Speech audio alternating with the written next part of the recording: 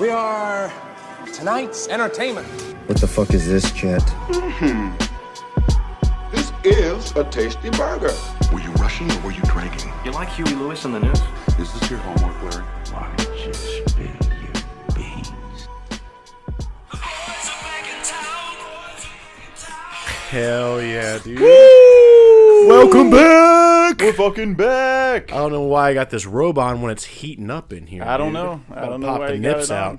I don't know why you got it on. Now listen, I was gonna play that song through the editing software. Like officially. I had it all lined up. I went and got the song, downloaded it, cut it, edited properly. Yep. But I wanted it to fade out because it sounds weird if it just plays at one volume and then stops all of a sudden. Yeah. So I was trying to fade it out. And GarageBand fucked me in the ass, is what happened. It took me forever to figure out how to fade it out. And then once I did, it just faded out the entire recording. So then our voices aren't recorded because that's faded out. Did you fade it back up? I tried. Yeah. That's It's a fucking hell, dude? ancient damn editing software, and Yeah. I need a new one. And I won't stand for this. Yeah. This is horseshit. Now It should be very easy to fade out one track. Yeah. Not the whole damn recording. One track. And not just fade any out. track. We're talking about The Boys Are Back in Town. Yeah. That should be easy. Yeah. That should be mandatory. But it's not. It's not. So we're back. Yep. Loyal scoopers know there was no episode last week. And that's for a couple of reasons. We record on Mondays, and we wanted to talk about Nosferatu, so we were waiting until Thursday to record. And then Thursday came, we saw Nosferatu, and Carl was sick. Yeah, I did a really cool thing, guys. My company gave me off basically like every day during the holiday. So all I had to do was request off Monday and Friday and had the whole week off. And I was like, gonna do that. And then I got sick the whole week. Yep. Which was awesome. You fucking nerd. I had planned on watching movies. It probably worked out because then I got the old ball and chain off my back. You know what I mean? Yeah. I was like, I feel too bad to do stuff. I just have to lay here and watch things. So Carl got sick, and it was also just Christmas, and we were busy, and there was a lot of shit going on, and just that's just the way the cookie crumble, man. Yeah, holidays are rough. Yeah, and I also didn't feel like people would really be missing a scoop either because they were busy with their shit. So Yeah. It's not like a normal work week where you're like, man, where's the scoop? You're looking to us for guidance. You're looking up at the scoop signal in the sky, Yeah. waiting for us to show up, but we never came. And I apologize for that, but that's the way the cookie crumble. Also, dumb bitch at Moe's put corn in my Moe's bowl. All right, and I don't appreciate that. Not one bit. I'm so glad you remembered that, dude. Yeah, that's horseshit. She said, "Do you want onions and peppers and corn?" And I said, "Yeah, I want onions and peppers." That's what I said. Yeah. What she heard was What I give me a got ton of corn. was onions, peppers, and corn. Now, luckily, I can tolerate corn. Yeah. It's not something disgusting like avocado or tomatoes that I would have had to say something. Yeah. I would have said, "Excuse me, ma'am. You'd have to raise cane. I cannot eat that. Yeah. Please listen to what I tell you." But I'm an adult, and I can eat corn, so I just didn't say anything. But I gave, that look I do when something like that happens? Yeah. I did that, and she didn't know what that meant, so nothing happened. Yeah. But Gave her the old Jim Halpert. it was a Jim Halpert. Yeah, that's a good. That's crazy for her to just go AWOL and just make whatever the fuck she wanted. Yeah, That's crazy. You're actively ordering. yeah. And then the guy that was the script. the guy that was on the second part of the line, he was. I guess he was new. I hope he was new because he was folding someone's burrito, and the sides were open. There were like meat and shit falling out of the sides, Dude. So he had to go get another wrapper. to wrap it again because shit was falling dude, this out. is a bad idea. I'm going to be coughing like a fucking maniac. No, we'll just not make any jokes the whole time. Dude, this Mickey Mouse operation they're running at Moe's is the funniest thing. It's every week, dude. That's I don't crazy. know where they get these people. I don't know if they walk into the fucking silly farm and the damn funny farm and find all these people. Dude, it was the first interaction that me and Cash had. I came home, was holed up in my room getting my phone set up, and I walk out to the living room and I sit down. And he goes, "Bitch at Moe's put corn in my meal." Yeah. I got a kick out of that. Anyways, Yeah, fuck those guys, dude. yeah, but we're gonna talk about Nosferatu, talk about what we've been watching, which is probably a lot. I haven't recorded in 2 weeks. And we got a lot of news to talk about. A lot of shit to fucking discuss here. Let me pull up the news. Get the old news. The biggest news, the most disappointing news. Can you guess what it is? Sorry, I had to get nude. I say disappointing news. One Something thing comes to involving your the mind. Batman. It does involve the Batman. What could it possibly be? It doesn't involve the Batman? It does. It delayed. It got delayed. God dang it, dude. And my daily joy and whimsy is starting to diminish.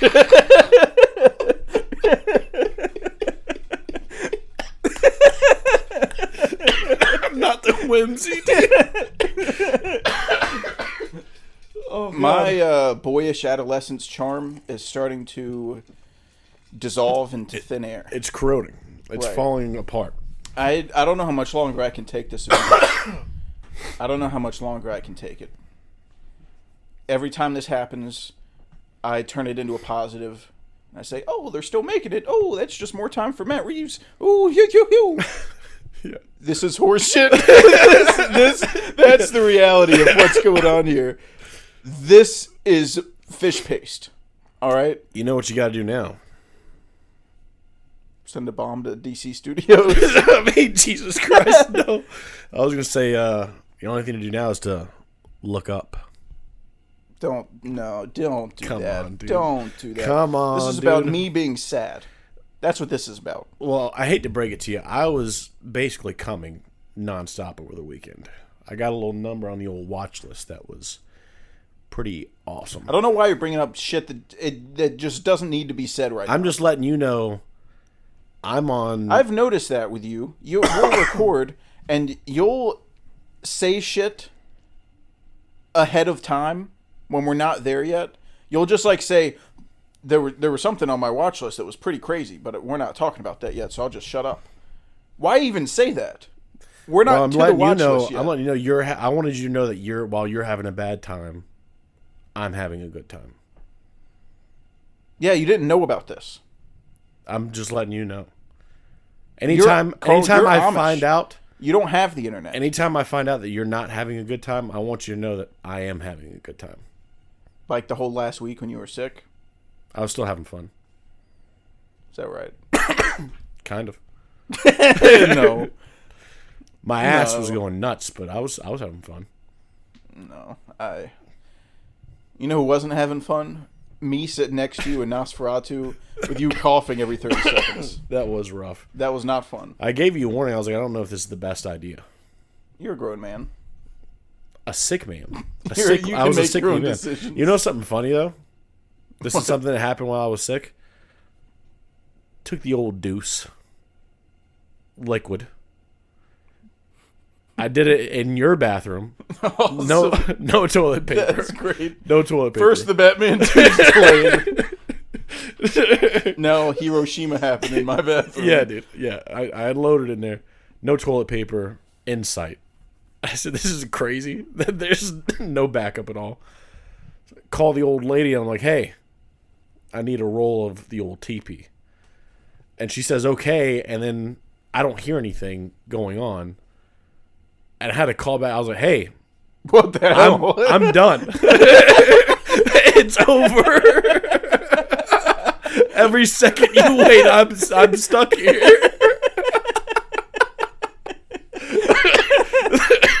The process has been completed. This was done almost before I sat down. Did she take that as we need to buy toilet paper? No, she took it as like I'm actively shitting and she has like some time to kill, I guess. Oh.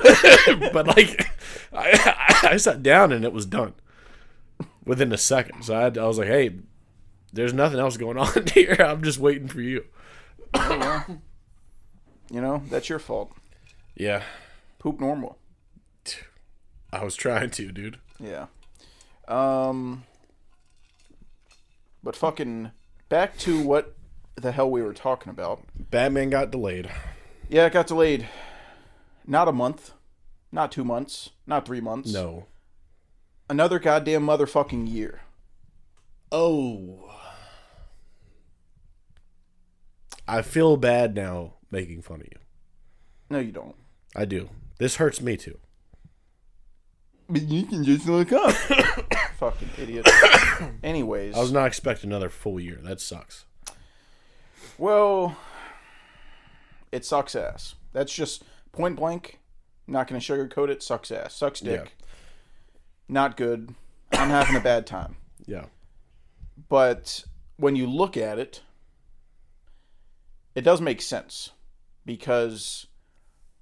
And James Gunn was talking about this because people were asking him if it was true, and he was like, "Yeah, it's true." And then people were saying, "Well, 5 years is like a really long time between sequels. What the hell's what going the on?" hell?" And he was like, "Well, it's not like that uncommon to have like that amount of time between sequels." And he was like, "Alien to Aliens was 7 years, and Terminator to Terminator 2 was 9 years or whatever it was, and there's all these sequels with like tons of time gaps, and even like The Dark Knight to The Dark Knight Rises was 4 years. And yeah, those directors made other films in between, but that doesn't change the fact that those sequels were that far apart. Yeah. Like, yeah, you would think if The Batman and The Batman 2 were 5 years apart, Matt Reeves probably did something in the middle, but he didn't. That doesn't change the fact that the two sequels are far apart. Like, that remains the same. So it's not too long, is my point. Like, it's... Like I just said, The Dark Knight and The Dark Knight Rises was 4 years. This is 5. Yeah. So it's not that crazy. And that's also including a writer's strike. So it's pretty reasonable. But it does make sense because it takes 2 years to make a movie from the time you start production, basically. It takes like 9 months to film and about a year of like post-production and marketing. And they're starting filming late next year in 2025. So theoretically, they should be done in late 2027.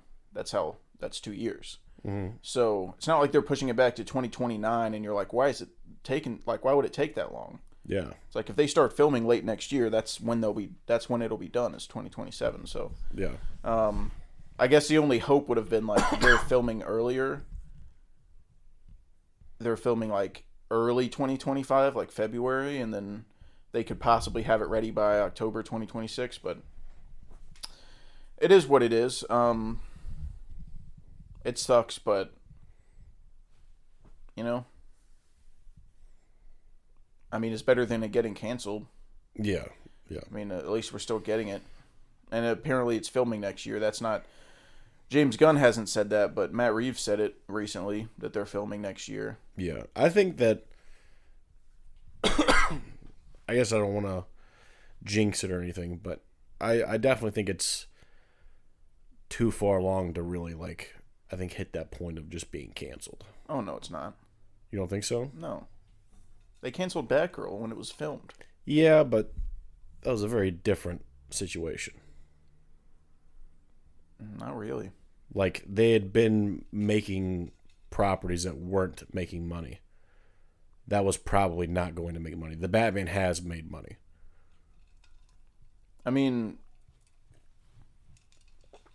But they didn't even know... This is a sequel to a property that's already proven itself. Yeah, but it wasn't Batgirl 2 to a movie that didn't make money. It was the first time. Yeah, it's like introducing a new character after, a track record of releasing stuff that wasn't successful. Track record? Yeah. Like all their little... Like, didn't DC make a bunch of stuff that was, like, not making any money? In the DC, in the DCEU, yeah. This was not that. Yeah, I think they just canceled, like, all those projects because of the turning over of the keys, basically. No, with David Zaslav, it's never too late to cancel something, even if you've already made it. So, I disagree there. But I think the only reason they would cancel it is if they just want to focus more on the DCU and don't want to confuse audiences. But James Gunn's, he keeps saying that he wants to tell Elseworld stories alongside the DCU, so hopefully that's true. Yeah, I think if Superman does good, it'll kind of really help cement Batman too. Because, like, it'll be clear that this guy knows what he's doing. He's going to continue to save us. I don't know how it affects the Batman 2 too much. Well, like, if James Gunn is wanting to tell, like, these stories and do Elseworld stories, and he has all these ideas, if he proves himself, there's going to be a lot more trust in him if Superman makes money. Yeah. I guess so. I mean, I'm assuming that's how it works. I'm not an executive. I've got no idea. Yeah. Maybe James and Matt Reeves don't talk at all. I have no idea. I mean, it seems like they don't talk super often because it seems like James Gunn doesn't really know what the hell's going on, like why it's taken so long. He said he's gotten portions of the script before, but like he doesn't have a finished script, and he's just taken a long time to write it because he wants to make it good. But it doesn't seem like they're very like talking very much. Yeah. Or else he would know more. But they apparently, this didn't come from James Gunn, but there's a rumor that the title isn't even the Batman 2 anymore, and that it's like untitled right now, and that it could get a new name. I don't know what the hell to make of that. It could be just a load of shit. But Matt Reeves said that the title's the Batman Part 2. So, do you like that as a title? I don't not like it, but I sort of like subtitles. I feel like I'd prefer it if it was the Batman Day of Reckoning, the Night of the Owls, or something. Yeah. Something like that. Like Revenge of the Stinkers. Maybe the Batman, The Silence of Gotham or something, and it's Hush is the villain. Something like that. I think that would be pretty fucking awesome. But who fucking knows? I don't even know if that's true. But anyways, next piece of news is Christopher Nolan's next film has been revealed to be an adaptation of the Odyssey. Hell yeah, dude. Which is possibly the coolest thing you could do. So nuts. So nuts, dude. Like, also, I was thinking about this, and it's so weird how since Tenet, his next film has been like, sort of like planted by his previous film, because he made Tenet with Robert Pattinson, and Robert Pattinson's rap gift to Christopher Nolan was American Prometheus, which then he read and realized he wanted to make Oppenheimer. And then he made Oppenheimer, and his the opening quote of Oppenheimer was about Prometheus. Yeah. And Greek mythology. And now he's adapting the Odyssey. So it's like each film has been like leading to the next in like some weird way, which is crazy. But when you look at like things he could do, the Odyssey just, to me, from what I know about it, I'm in the process of reading it, but I'm not super deep yet. But it seems like something that's pretty impossible to adapt. Like it's pretty very difficult to pull off. Yeah, I have very limited knowledge of the Odyssey. I did order a copy, but it hasn't gotten here yet. But the scale of it is pretty huge to cram into a movie. Yeah, I don't know what the overall arc of the character is. Maybe there's a kind of a simpler arc that can be summed up a little bit easier than going through the whole journey. I don't know. But still, it's Nolan doing like fantasy, which is crazy. Yeah, to me, this feels like him making his Dune, which is really fucking cool. Yeah, it's just so ballsy to adapt that something so old, something so ingrained in like literature. And I just can't imagine where you even start with something like that. But I'm super fucking excited. Yeah. That's like one of the more exciting choices he could make to me. Yeah. I do love when he just writes an original story like Tenet and Inception. And he didn't write Interstellar, but it's still an original story. Yeah. But I love when he does that. But if he was going to adapt something or do some kind of like franchisey thing, not something that the Odyssey's a franchise, but it's an IP. But something totally wild like that. That's because it's something that hasn't really been done to my knowledge. I know that they made Troy off of the Iliad. There may have been like some low budget attempts at the Odyssey, but nothing on like a big scale, I don't think. Yeah, there's not like the Odyssey like that people talk about. Yeah, so it's pretty much like a clean slate to make it however you want. And that's just so fucking cool. I mean, I'm rock hard for that. Fucking that right there, dude. Yeah, we were supposed to get the Odyssey and Dune Messiah and the Batman 2 in the same year, and then they delayed the Batman 2, which like might be a good thing.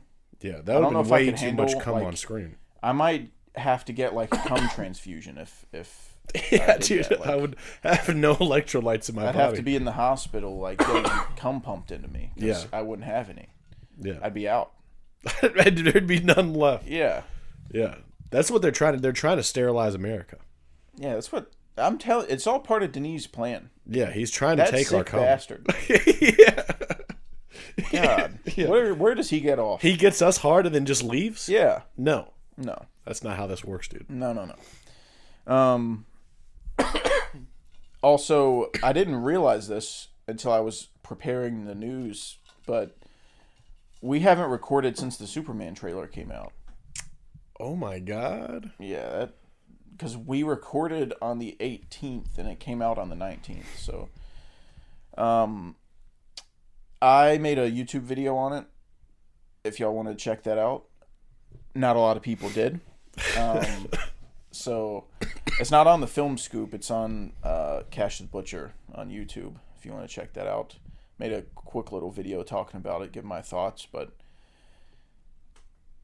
I'm rock hard for that film. Your video is really good, by the way. Thanks. It's really good. I'll probably talk a little bit more about it later on, but I think your video sums up how I feel. To all the phonies out there saying that sycophantic suck-ups. Yeah, saying that he's in the Yamcha pose.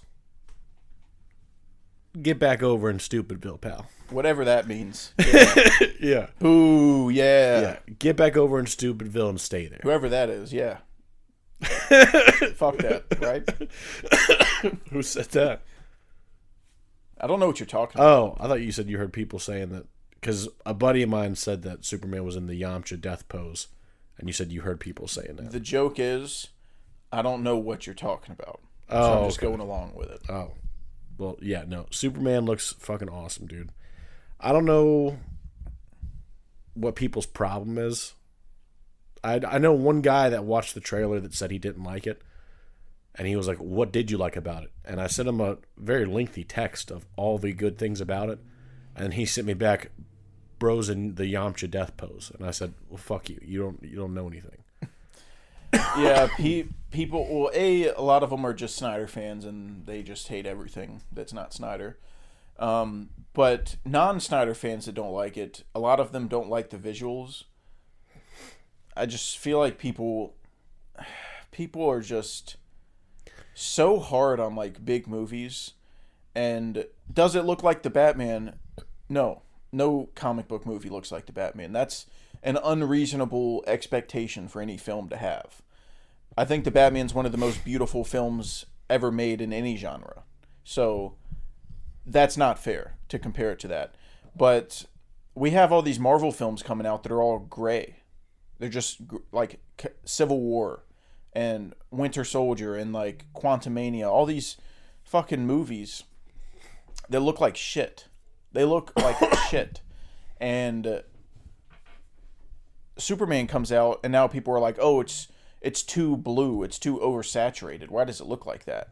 Yeah. It's like, you complain all the time about these Marvel movies that are gray, and the Russo brothers in general people make fun of, like the Gray Man is really gray. Like, that movie has no color. And so people hate movies with no color, and then James Gunn has like a color, like he actually color graded it, and now people are upset, and it's like, yeah, you can't win with anything. I think you're gonna have hate no matter what decision or what you do. Like, yeah, I think there's people probably hating on Corn Sweat, who has literally, you've seen him in 2 scenes so far in a teaser, and you're like, this guy sucks, dude. Like, There's this one guy I know that said the movie looks like a comedy. And I said, what in the fuck in the trailer gave you the impression that it's a comedy? The only funny part that you could Guy Gardner's hair, and then that's the only funny part, and because that's it's Nathan from the Fillion, comics. you just assume it's going to be funny. Yeah, and like he probably will be. From what I know in the comics, he's known to be just like an asshole. Like he's a dick. So I don't know anything. He'll about probably Guy Gardner. be making jokes and like making jokes at people, but Yeah. the trailer is super serious. Like, is there going to be jokes in the movie? Probably here and there. James Gunn's already said it's not nearly as like comedy centered as Guardians or Suicide Squad, but there is comedy in the movie, which you would want. You would want a Superman movie to have comedy and levity. Yeah, It's absolutely. not. It's not. The fucking Batman has comedy in it. Yeah. Good comedy. Like, just because you're a dark movie doesn't mean you shouldn't have comedy. And Superman isn't even a dark movie. Yeah. It's just, it looks like it's going to tell a really dramatic story, but no, it doesn't look like it's trying to. It's like goofy and supposed to be a comedy. It's like, no, it's. The trailer took itself very seriously. Yeah. Now, whatever's in the film, we don't know. We don't know that yet.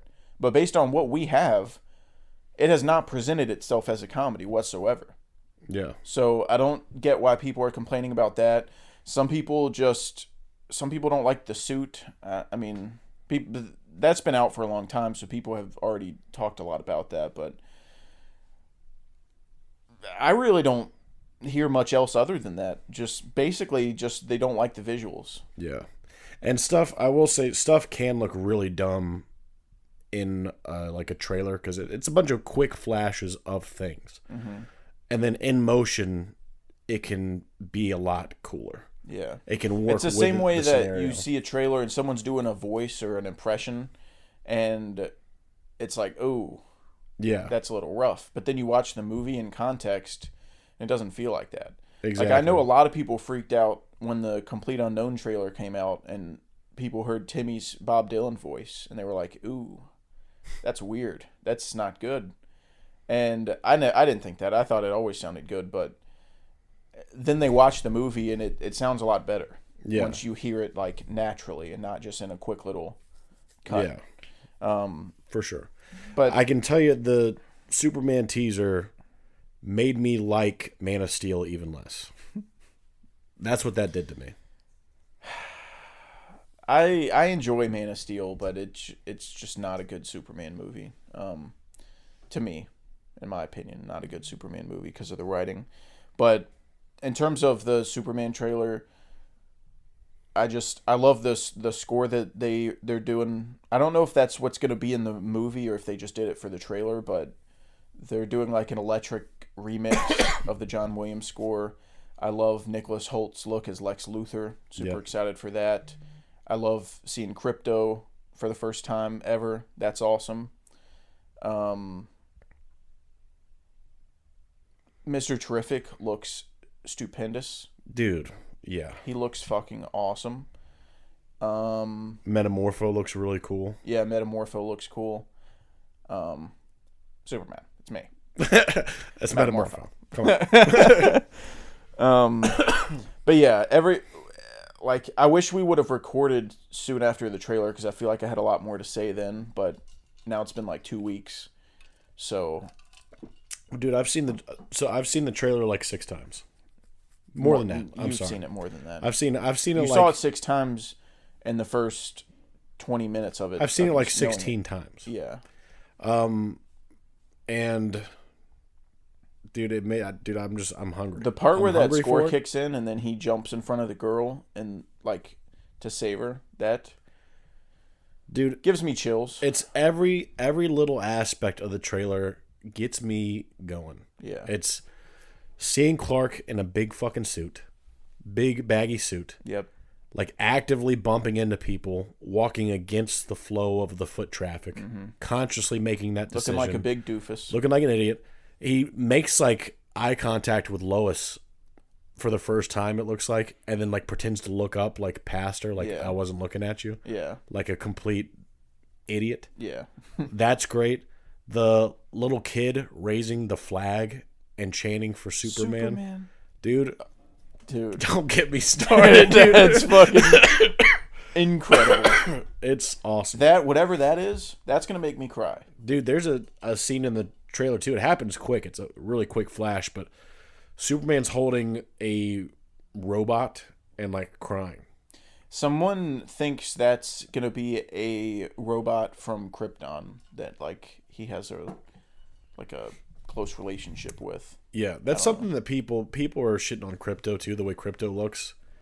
I don't think people understand how important Krypto is to Superman. He's completely alone in the world. Like, he has his family, but the only like part of him that he has is all like from his original world. It's all destroyed. Mm-hmm. In some aspects, he can like converse with the computer Jor-El, his dad. But like Krypto and Supergirl, the only like living flesh things that he has from Krypton. Yeah. And a lot of times he doesn't, know about Supergirl for a while. So like he's completely alone except for Krypto. Like, it's the only thing he can be himself with fully. Yeah. So I think Krypto's awesome. Yep. And then new piece of news came out today that Jason Momoa is officially playing Lobo in Supergirl. They're doing a Supergirl movie? Yeah. Oh, I don't know if I remembered that. That's awesome, though. It's almost like they're using Jason Momoa, the freak of nature that he is, and putting him in a role that actually requires him to be a freak of nature. Yeah. It's his favorite character in all the comics. He's like obsessed over that character for a long time, so I'm happy he's finally getting to play it, and I'm excited to see that. Because he's starting out in Supergirl, but I'm sure eventually we'll see him face off against Superman. And that's going to be awesome. That's going to be super sick, dude. I mean, I don't know if they're doing a solo project or if he's just going to show up in movies. I would like to keep the villain solo projects to a minimum, if possible. Yeah. I want to see how like Clayface comes out. Yeah. And see what happens with that. I just don't want a repeat. Obviously, these are better people behind the scenes, but I just don't want some Sony bullshit. Yeah. Yeah, I don't want that. But that's all the news. So we can get into trivia. All right. Guess the film by the cast. Scarlett Johansson, Okay. Tom Hanks, Okay. Steve Carell. ScarJo, Steve Carell, Tom Hanks. Green Mile, Tom Hanks. Green Mile, Tom Hanks. This sounds like it's got to be a voice acting situation. Does it? So I don't think I've seen Scarlett and Tom together.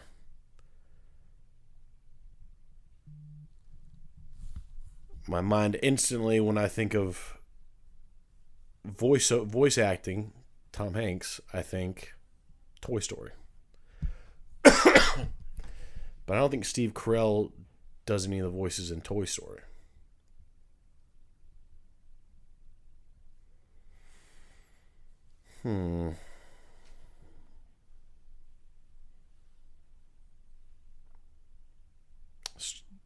They're not in Elvis. Nope.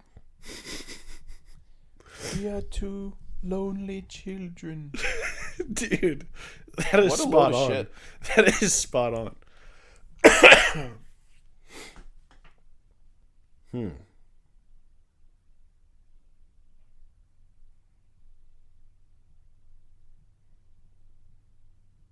I don't think I know.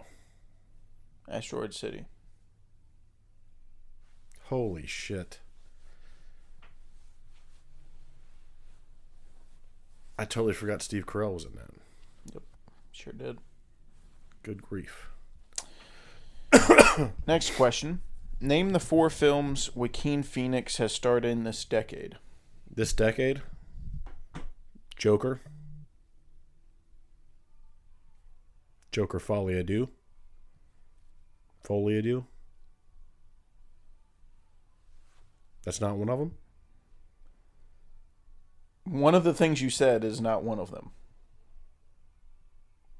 Folie à Deux is one of them. Yes. Okay. Joaquin. Napoleon. Yep. Ick. Bad news on that one. He did something bad before Napoleon too.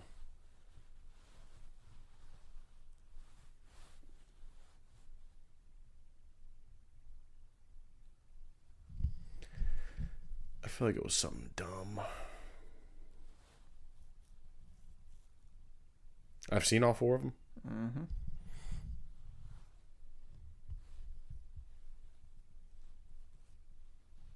God, I know it was something bad. There's one smelly. Was it right like he did that and then Napoleon? Yeah. That's what I thought. Damn it.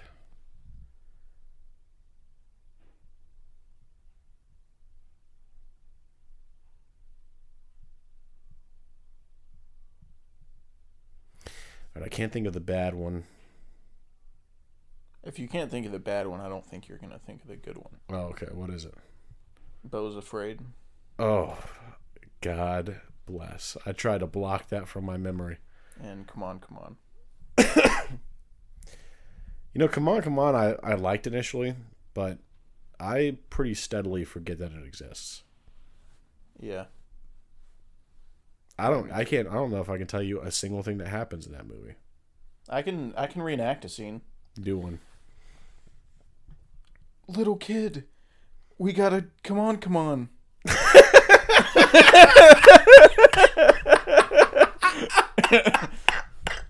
Pretty sure that happens. Dude, it's all coming back to me now. Yeah.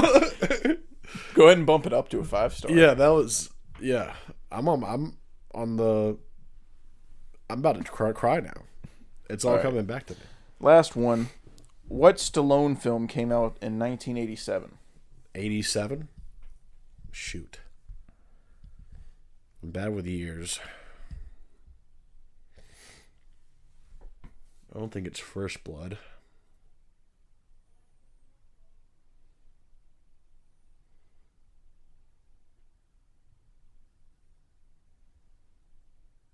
But I also don't think he would have picked anything else. Yeah, I mean, that's the only Stallone film I would pick. But I don't think you would randomly pick like one of the Rockies. I'd pick anything. He's one of your favorite actors. Anything goes.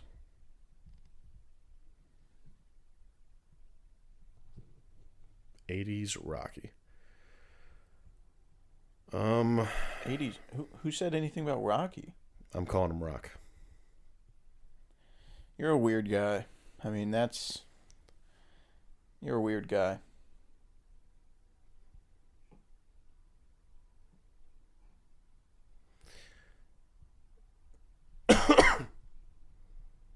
You wouldn't pick Cobra. You know, you can just guess. You don't have to say you wouldn't pick and then not say it. Is it First Blood? No.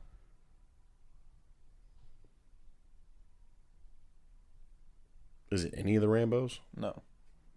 Is it any of the Rockies? No.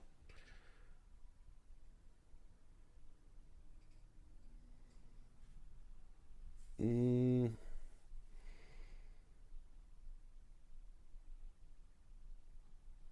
it Cliffhanger? No. Over the Top? Over the Top. Over the Top? Yeah. Hell yeah. Over the Top's a classic. It is. If you don't know what Over the Top is, Sylvester Stallone is a truck driver who arm wrestles for the custody of his son. Yeah. If that hasn't sold you, you might like Men, Yeah. because that's incredible. Dude, it's so awesome. That's what movies are for. Yes. Yeah. I love those fucking wacky 80s movies, dude. Yeah. So good. All right. My trivia.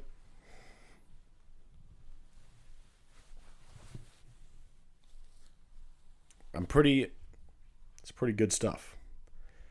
All right. What is the release year of The Hunt for the Wilder People? Hunt for the Wilder People is the Taika Waititi one, right? Yes. 2016. Hell yeah. All right. I'm like the Terminator. Sorry. Guess the movie by the cast. Jake Gyllenhaal, David Harbour, Anna Kendrick. And to watch. Hell yeah. All right. You see the difference in our trivias? How I answer them correctly and you give up. In Inception, what do they call the character that Cobb plays as a ruse? When he's at the bar? Yeah. They're like, you're going to go with this. That's a tough question.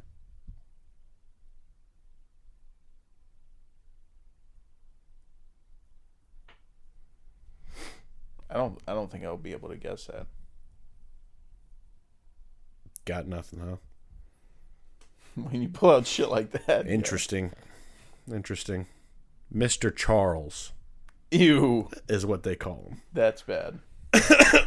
That's bad news. Not only is that a bad name, but they do talk about what Mr. Charles is, like the gambit of Mr. Charles, a good amount. So I figured you might have known that. I don't know what the hell you're talking about. You're off your rocker.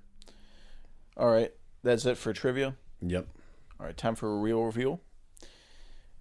You can guess. All right.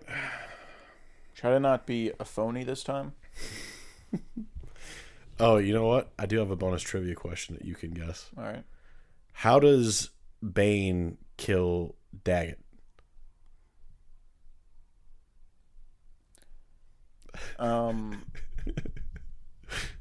Well, just describe to me what you see him do to him. Well, he lays his hand on his shoulder, and then, well, it cuts away.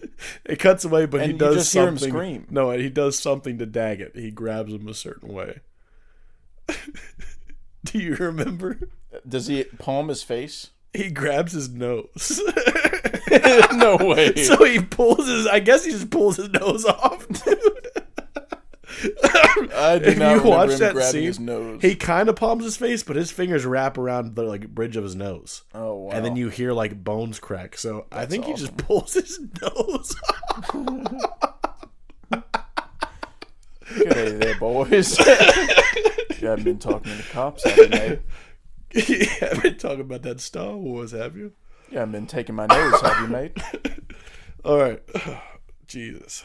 I thought that was good. That was funny. Give me number of words in the title. Cough, man. 3. 3.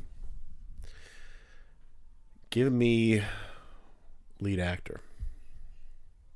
Rosa Salazar.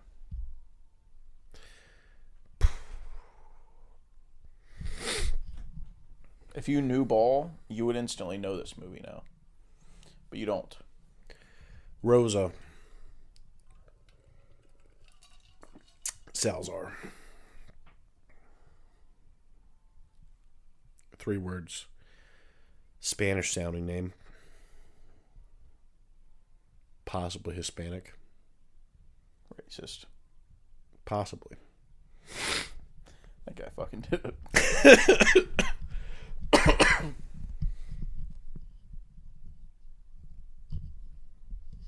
Give me the genre. Adventure, sci-fi, action. You love these, huh? Yeah.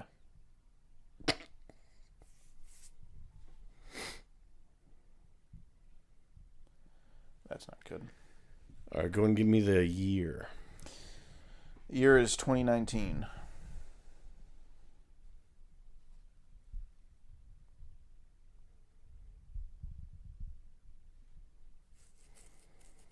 Three words, sci-fi, 2019.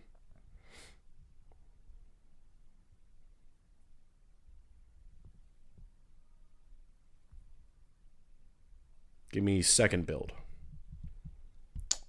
Christoph Waltz. Alita Battle Angel. Yep. Hell yeah. That'll do it. All right. You want to do your second one, or do you want to... No. Let me go again. Those were the same options. Do you want to do your second one, or do you want me to go again? That is the same thing. That's the same That is the same thing. All right.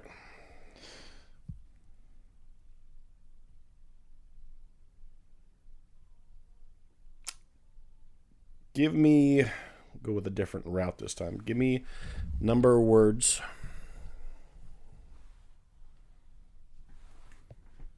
Oh. That was a request. 3. Give me genre. Drama.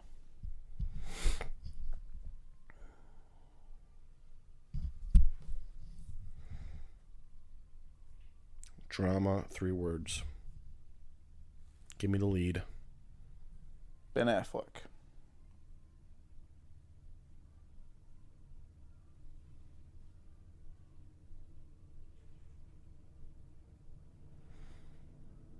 The Way Back. Yep. Got it. Nailed her. Oh, yeah. Your turn, bucko. Give me lead actor. Paul Mescal. Give me... Oh, wait. I've seen this? Yes. You can probably rip it with just this one. So, I believe I've seen 2 films with him in it. Yep. After Sun? It's After Sun. I didn't think... I knew, like, he would probably give it away, and the director, but I was like, maybe he'll just, like, guess around. You ripped it off. Yeah. And that happened. Yeah. All right. That happened. Number 2. That's the advantage when I get to play someone who's poop.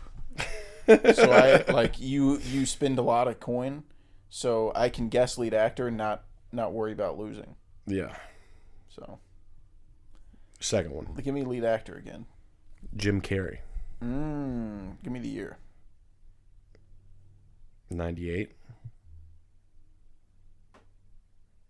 Truman Show. Yep. Yep. Hell yeah. That's how you do it. Quick and easy, quick and painless. That's how we do it. Yep.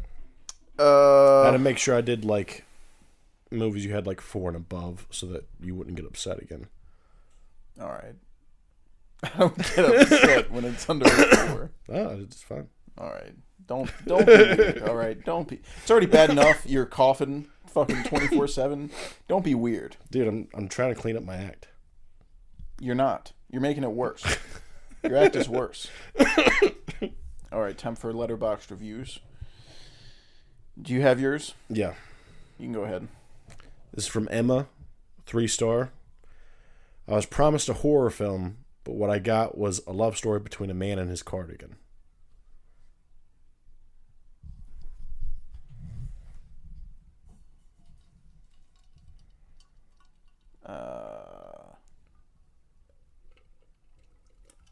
I don't think I know. What horror movie does the main character wear the same cardigan nonstop? Not sweater. Not Freddy Krueger sweater. A cardigan. Very specific. I'm drawing a blank on a cardigan.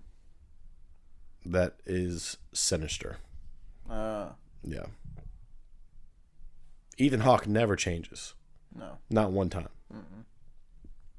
He wears that cardigan. And it's like over the course of a couple weeks. Yeah, but like if I had that, I'd never take it off. All right, what's your letterbox review? Oh, you only have one? Yeah. Oh. We switched to doing one. Maybe if you're a phony. I mean, you told me to do one. I pretty much always do two. Those were orders from the skip himself. First up is from David, 4 stars. This one isn't funny without knowing what movie it is. But the review just says, great meetings. Great meetings. Great meetings. Is it Children of the Corn? It's not.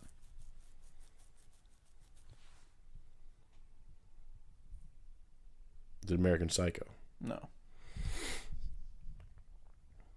Is it The Big Short? No. I don't think I know. Evil does not exist. Nice. Yep. I thought it was funny. I like that review a lot. Yeah. Great meetings, just being cut straight to the point. Great review. Yeah. This next one is from Will, 2 star. More like the gay man.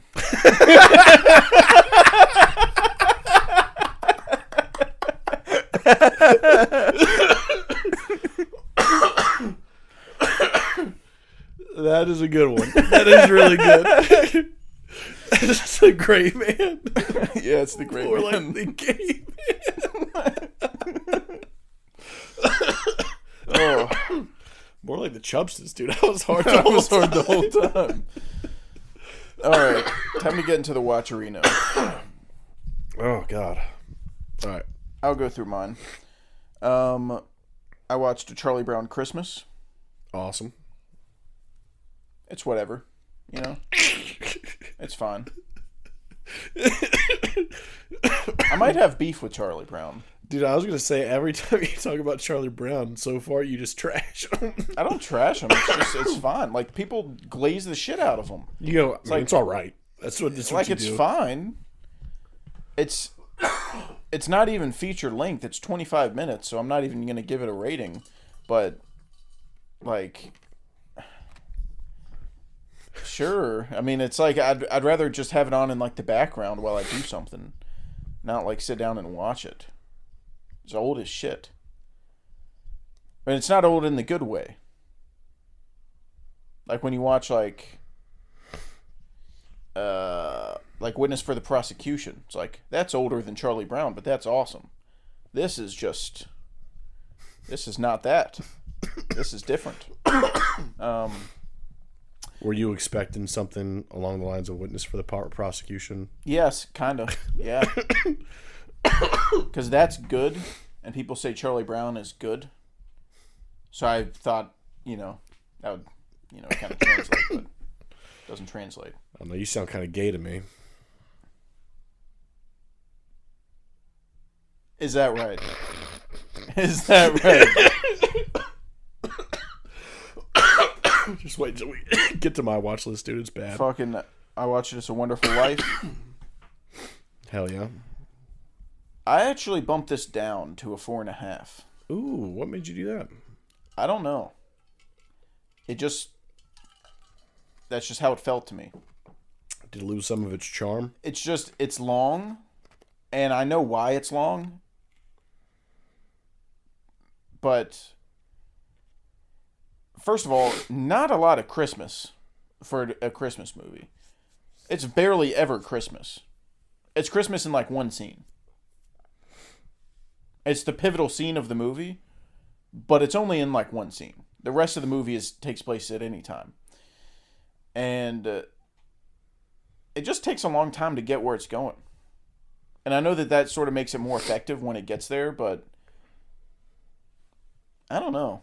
Like, I just don't know if it's a 5-star movie for me. It also didn't really do anything to me emotionally, so maybe I'm just a cold fucking bastard. I don't know. Yeah, I don't know. Then I watched Dee Dee, which was people talk magnificent. Magnificent.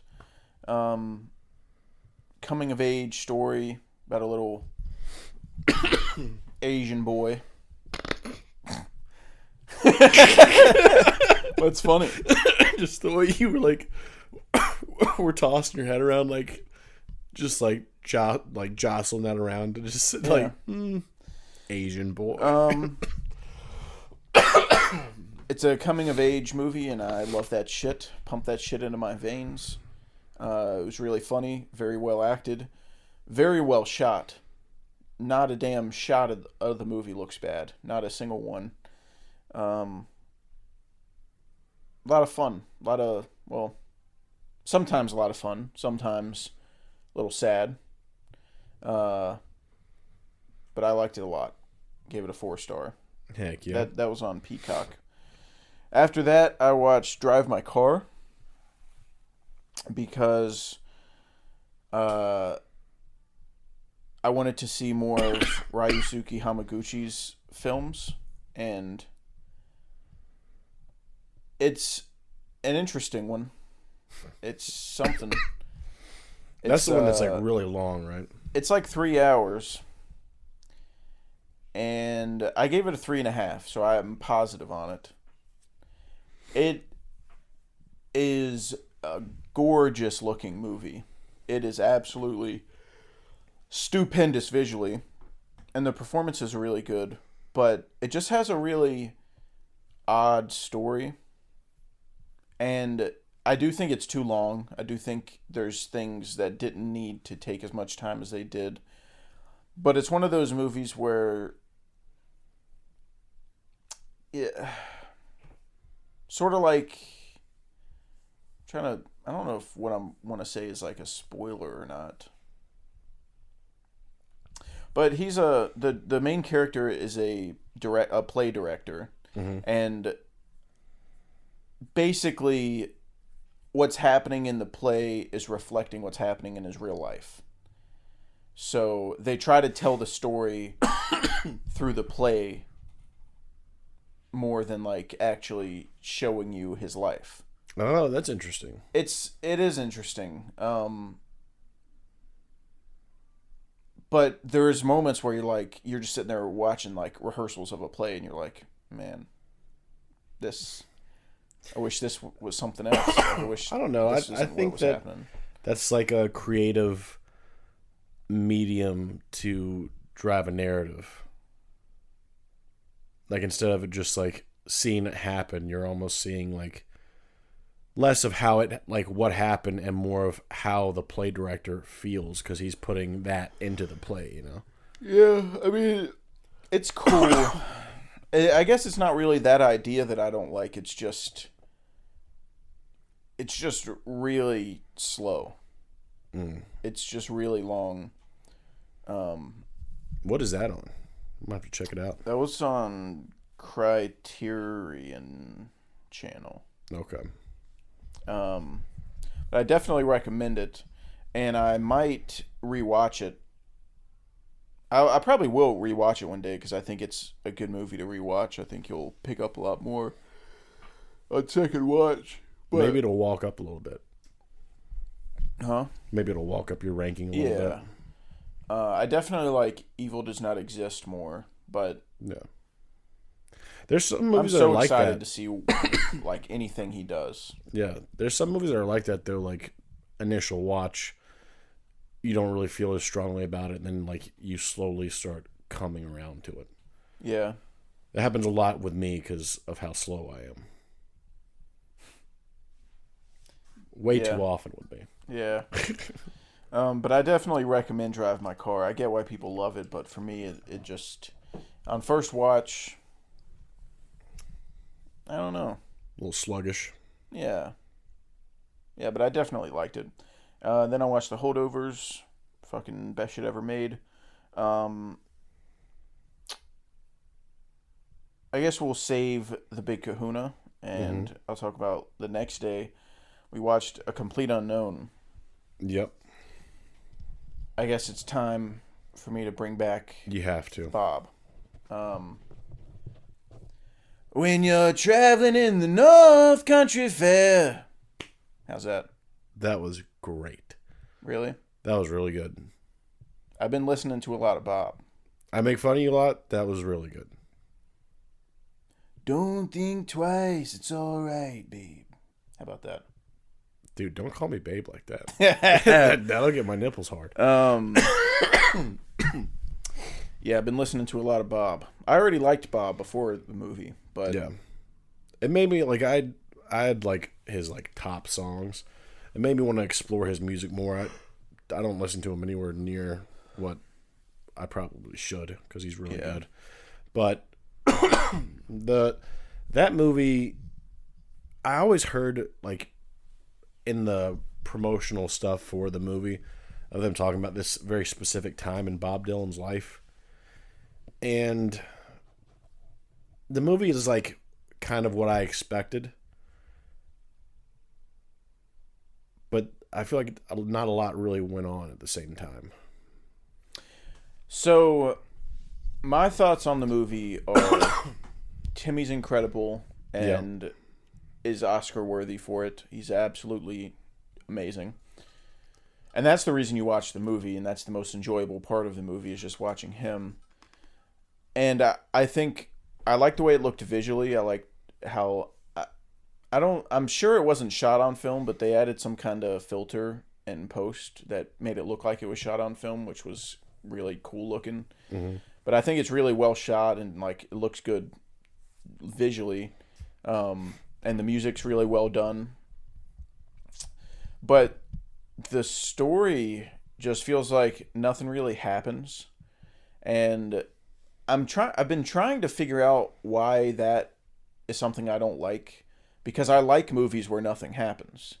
I like It's Once Upon a Time in Hollywood, and I like Columbus and these other movies where like nothing happens, and that doesn't bother me. But I guess there's something about this that bothers me that nothing happens. And this movie has one of my most surprising this is one, how do I word this? I've never been more surprised at a movie ending when it did than this movie. I thought we were in the middle. I thought we were in the middle of the film.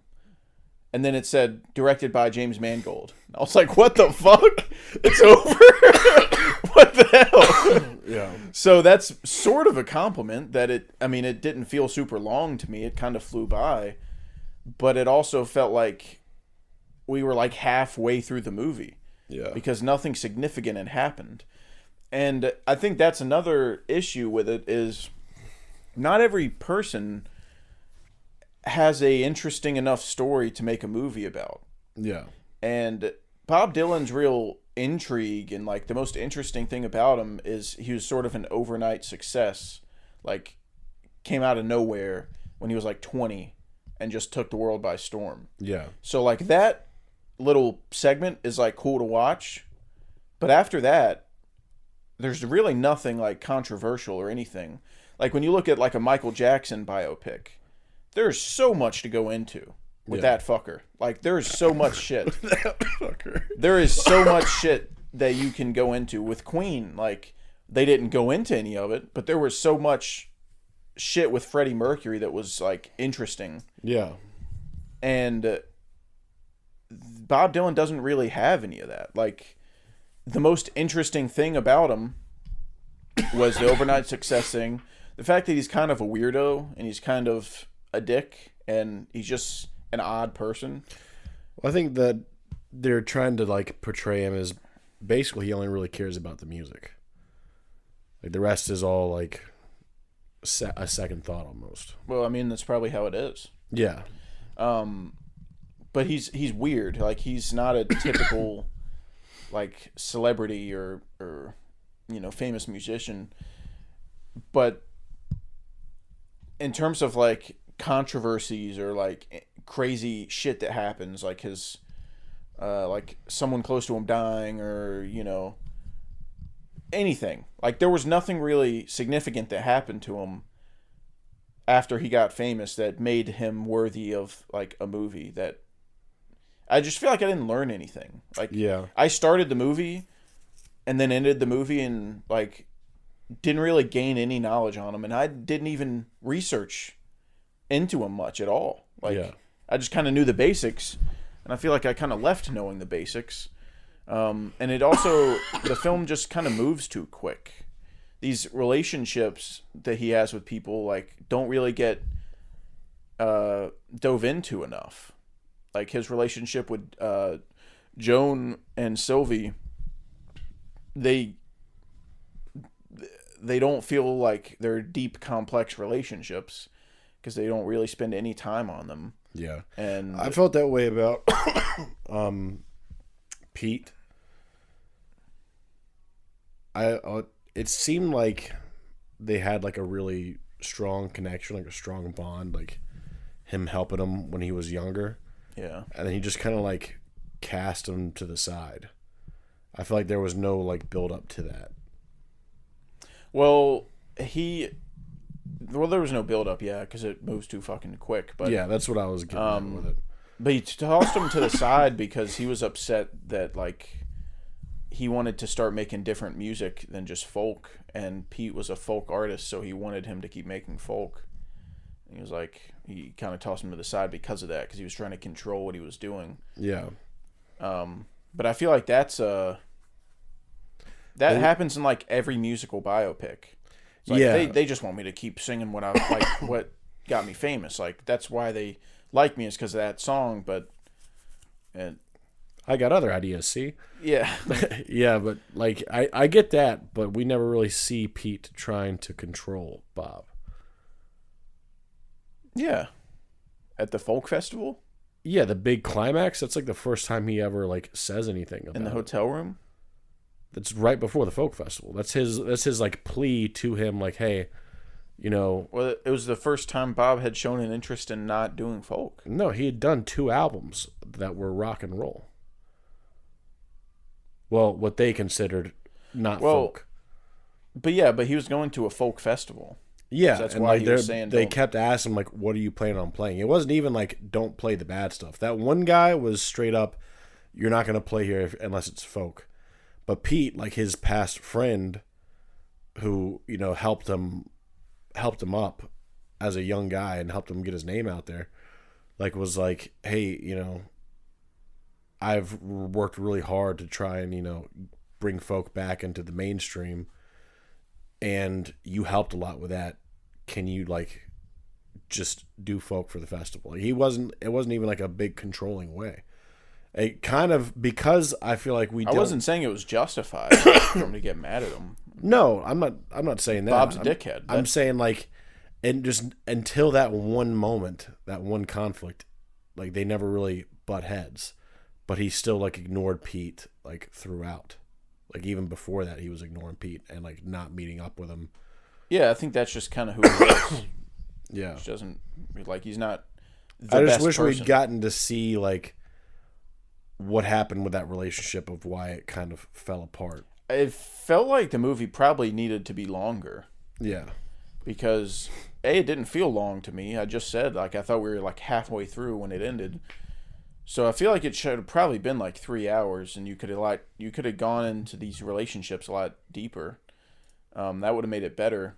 But it just feels kind of like a nothing burger to me. Like, it sucks because the performances are so good.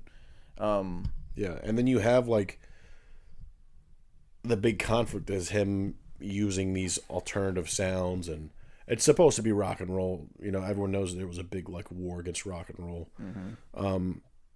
But until the very end, you don't really see anyone or hear anyone like making a fuss about it. You know what I mean? Yeah. Like he did 2 full albums that were not the traditional folk sound, where he was breaking out and doing his own thing. Mm-hmm.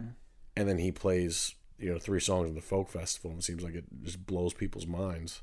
Yeah. It's like, where have you been?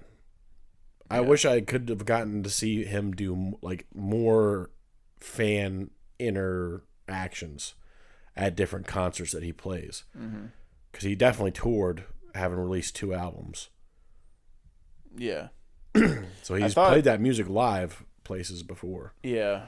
I think my favorite scene in the movie, one that actually like made me really sad, was when he met that guy in the elevator that had a show, and then he went down to like that little bar or whatever it was and watched the guy perform, and you saw him like smile because he was like really enjoying hearing this guy. Mm-hmm. And then fucking dumb bitch started just exposing him and like calling him out and saying like that's Bob Dylan, and then like he had to leave, and like I think he got like punched in the face for some lady grabbed his sunglasses off of his face, and he grabbed them back, and then her boyfriend like punched him. Yeah, like he did nothing wrong and still got punched. That made me really sad, just like because that's a very real problem that celebrities deal with being famous and like not being able to do the stuff that they used to do, just simple stuff like going down to a bar and listening to music, and sucks ass. No one really cares because they're like, oh, you make so much money, fuck you. It's like they're still people, and they still can't. We take a lot for granted, like being able to go out to a restaurant and sit down and not get bothered, and being able to go to movies and not have to wear masks like Tom Cruise. Like, there's a lot of simple things that we take for granted. That's still so crazy that he does that, dude. Yeah, that's what I'd do. I just imagine him with the dollar store fake nose and glasses. Mustache. I'm Ron Cruise. Not Tom Cruise. Yeah. But also, no one's really talking about Boyd Holbrook as Johnny Cash. Dude, that was nuts. I thought he was crazy good. Yeah. That fucking, well, I taught the weeping willow. Yeah. It sounds fucking Bob Dylan. I'll be. It sounds fucking perfect, dude. Yeah. Like, I feel like I could play that, like his version of the songs, and people wouldn't even know I'm not playing the real Johnny Cash. Yeah. And it also made me think about like these celebrity impressionists, like the guys that are like strictly an Elvis impersonator or a strictly Johnny Cash impersonator. They go to Vegas and like try to make money off of that. It's crazy how like these actors that haven't dedicated their life to that at all, they're just doing like a cameo in a movie, can fuck you in the ass. Yeah. Like that's how good they are. Like these are the best in the world. And I don't know how long Boyd Holbrook like prepared for Johnny Cash, but I'd be surprised if anyone can do a better voice alone. But he also looks like him. Like he also like with the wig they gave him, he also looks enough like him. But his voice is crazy. Yeah, I know Joaquin did a really good job whenever he did it, but I think his problem was I didn't see Joaquin looking like Johnny Cash as much as Boyd looked like Johnny Cash. I haven't seen Walk the Line, but I really want to. Yeah. See what the old grandfather's up to. But yeah, I gave it a 3. I liked it. I enjoyed it. I don't think I would watch it again. Maybe. But I really like the music they recorded. I've been listening to the album a lot. So yeah, that sucks. I wish that there was more going on. But biopics are just hard to do because I feel like you don't want to do the Elvis where you start with him as like a teenager and then you go until he dies. I feel like you're covering too much time and nothing can really feel significant. So I feel like the small time period thing is the right approach, but the time period they picked just doesn't have much going on that's like interesting. Yeah. I was actually thinking about, I was like, so what makes a great biopic great versus a bad biopic? And I was thinking about Oppenheimer, and obviously Oppenheimer's better in a lot of different ways, but I was thinking about the structure and how Nolan structured Oppenheimer and didn't just do like birth to life, like birth to death timeline. He started them, well, it's all told out of order, but the three like segments basically are him really young, meeting Florence Pugh's character, and then him creating the bomb. He's like working with the team at the Manhattan Project, and then him as an older guy getting like interrogated. Yeah. And then there's like the one really small scene where he's really old, but that's not really like a actual section of the they movie. fold in like him as a student. Yeah. And then him as a very old guy, as like a glimpse into the future. But it's pretty much three, sort of almost just two main segments. Him during the Manhattan Project and him as an old man. Yeah. So it's like they focused on these two time periods, so you get so much time with them that you feel invested and you see all these things going on, which Oppenheimer just makes for a better biopic because there's so much to go into. Yeah, the scale of what was done is so large, and the amount of hands that were involved in it. And then also telling it out of order too, you're able to a lot of times see these events and then see people reflecting on them, or hear people reflecting on an event, and then you see it firsthand. Yeah. Yeah, so, yeah, like, when he invites his brother to the Manhattan Project, because it's his brother, and then they're like, so you had a confirmed communist on your site. And it's like, eesh. Yeah. I mean, technically, yeah, but it's like, that was my brother. Guys, on paper, it looks bad.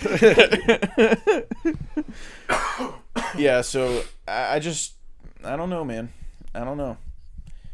I think people need to cool it on James Mangold, though. A lot of people don't like him. They don't think he's very good. I think he's good. I think he's a good director. I think the script didn't have much to offer. But I thought he directed it really well, so shout out to him. I want to see a Swamp Thing. No, I don't have any kind of...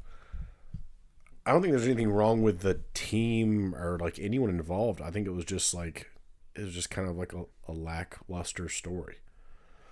Well, the person who writes the script is a part of the team. I mean, yeah, but like even then, like, yeah, I don't know. I just don't know if there's much to tell about Bob Dylan. Yeah, there's not, I don't think, but... Like, I know it was adapted from that book. Maybe that book delves into that transition from the folk to rock a little bit more. I don't know. Yeah, I don't know. But it's mid, unfortunately. But I'll still be rooting for Timmy at the Oscars. I feel like... I don't know who's the favorite.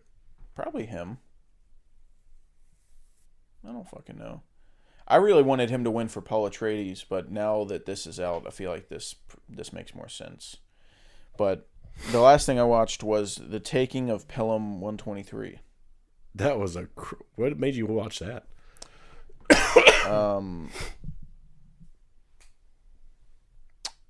don't know. That's the Travolta one, It's just, right? yeah, it's just been like popping up on Letterboxd, and it just looked cool.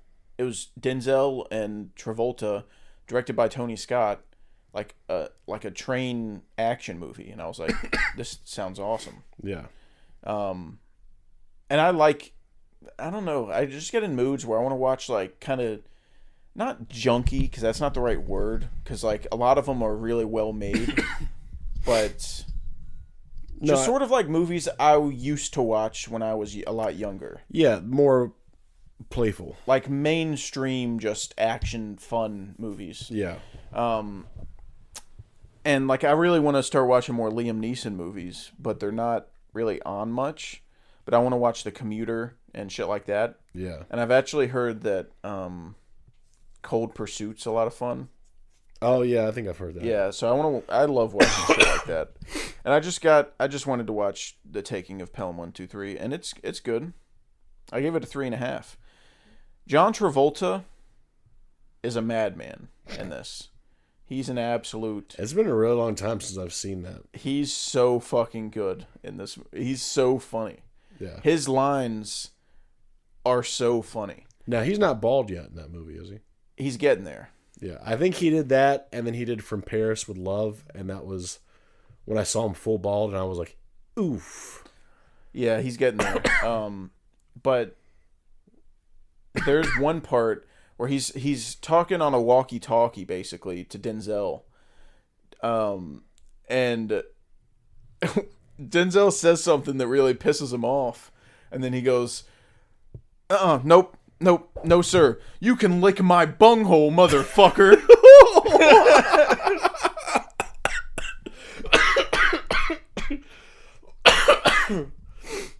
It's awesome. Jesus Christ, dude. It's awesome. And then there's one part.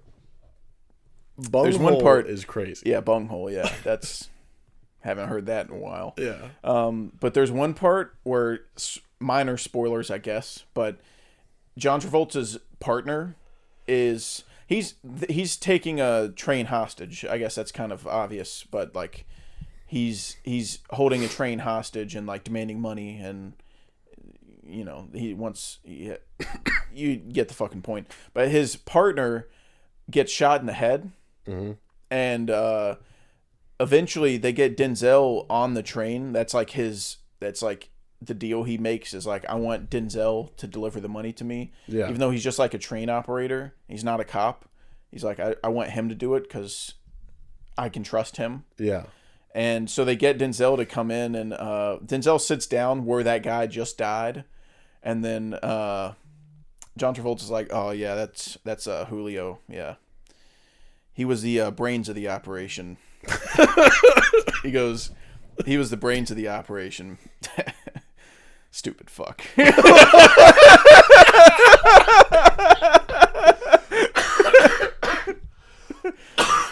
Oh my god, dude. Yeah. Now I want to watch this so bad. So Stupid he says shit like that the whole time, dude. Because Denzel's name is Garber. That's his last name. And so he is obsessed with Garber. Like he's talking to Garber, and then they send the John Turturro shows up, and he's like the real FBI. Like he's the real deal. So he's like, all right, Garber, you can go home. Like, Yeah. He's a train operator. He doesn't have any part in this.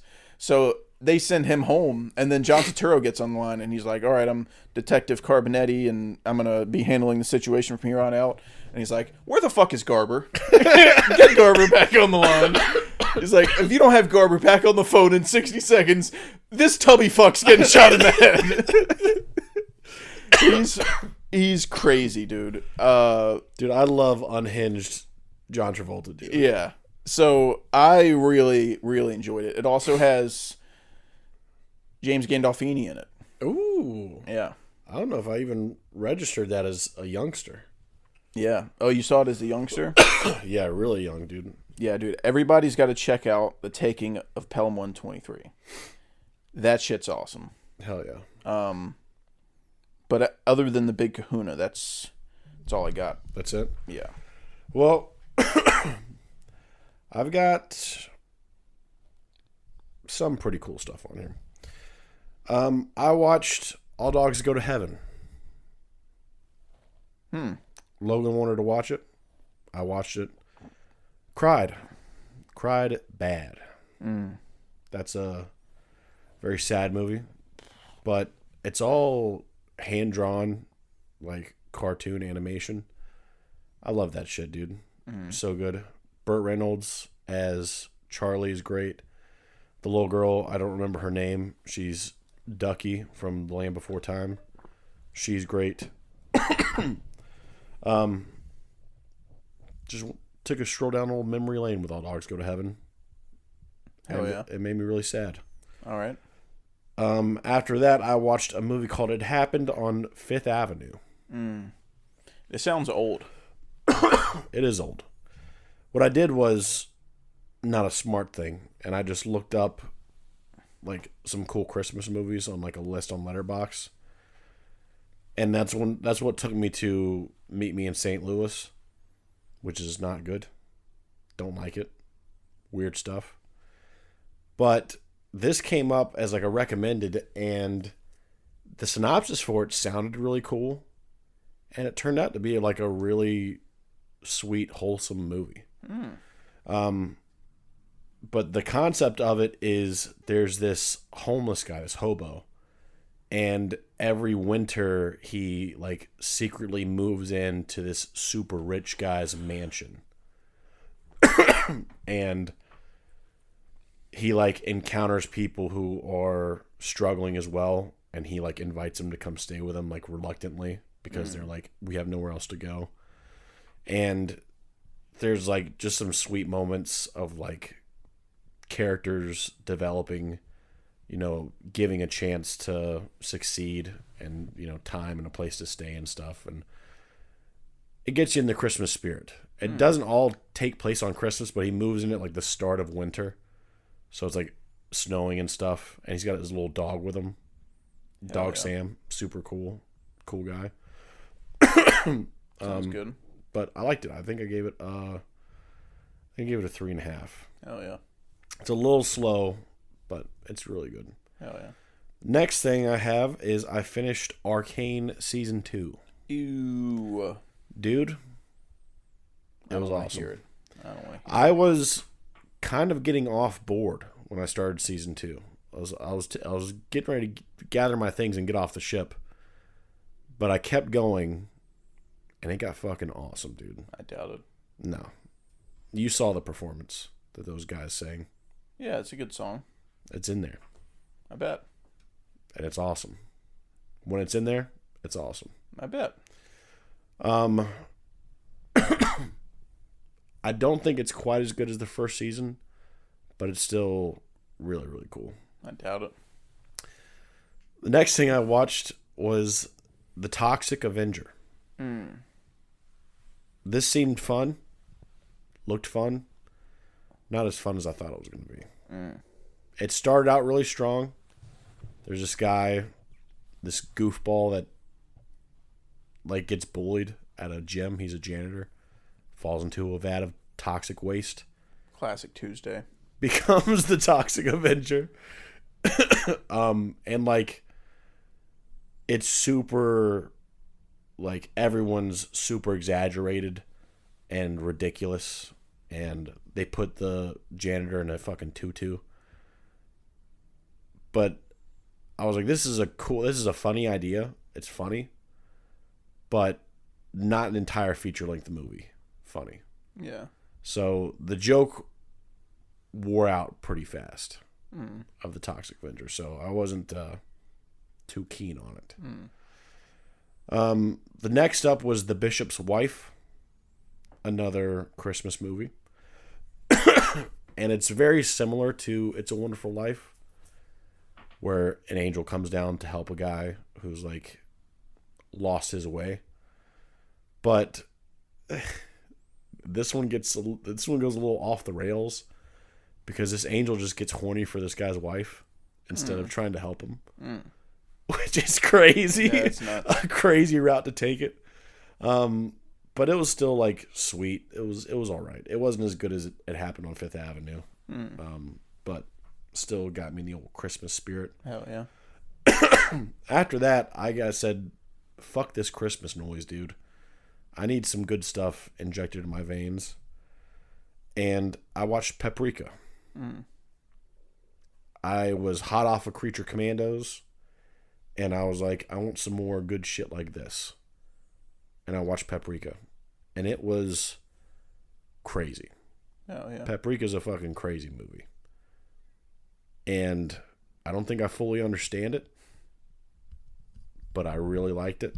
I gave it a 4-star off rip, based on just the crazy visuals, the story, the characters I really liked. It's an anime. Everyone's kind of like really cutesy and nice. But then when there's a threat, like it still feels very imposing. But without getting too much into spoilers, really liked Paprika. Oh, yeah. And the last thing on my list that's not the big kahuna, which was inspired because, again, Creature Commandos is really cool. And then we got the Superman trailer. I was like, there's something called My Adventures with Superman that's kind of might scratch the itch that I'm having right now. Because I wanted some cool animation, but I also wanted Superman. That gave it to me.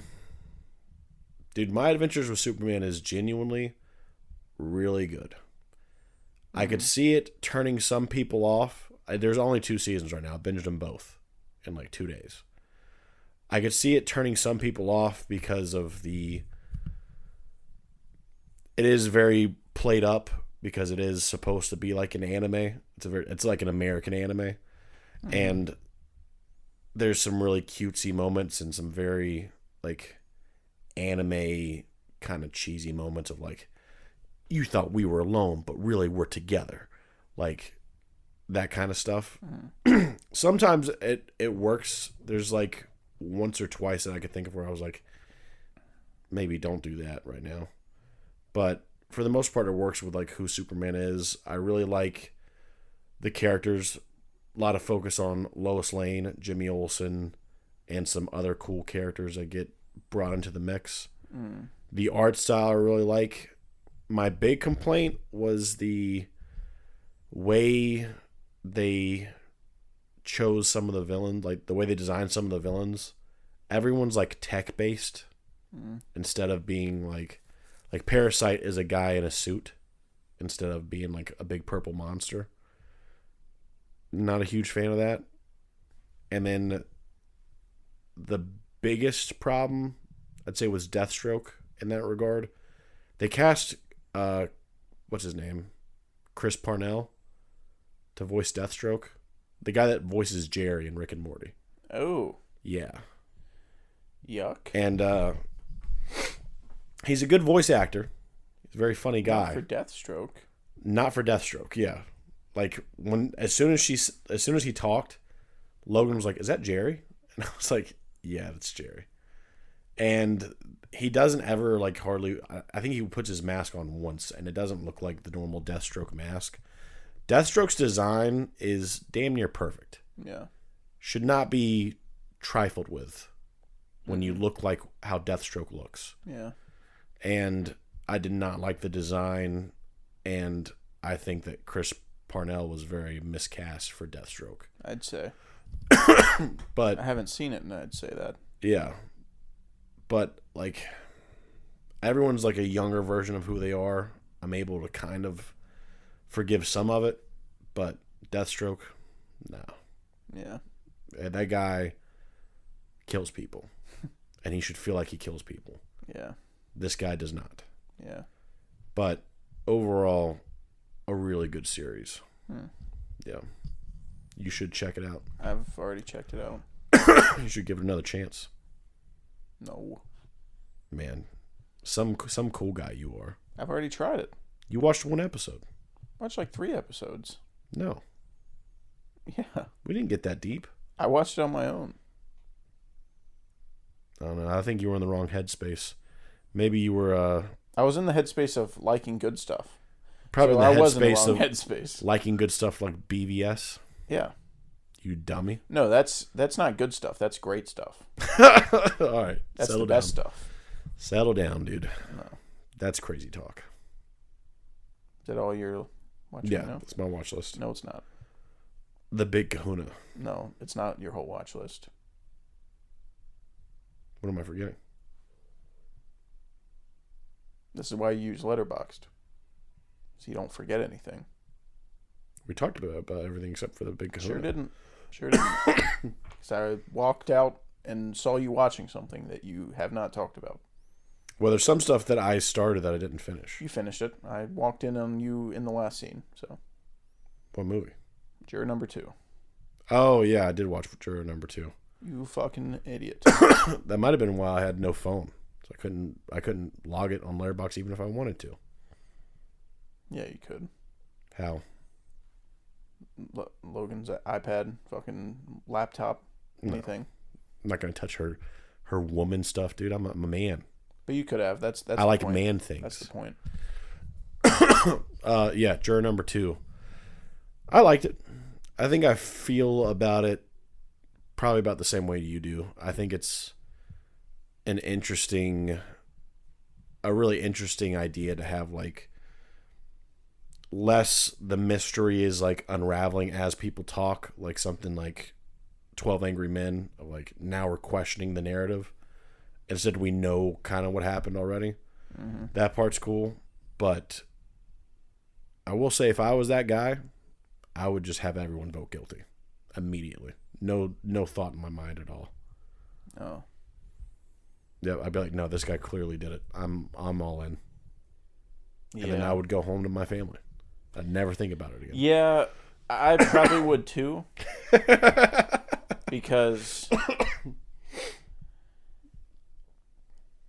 he apparently already had a violent past. He's like, probably not the best guy. He might not have done this, but he probably did something. Yeah.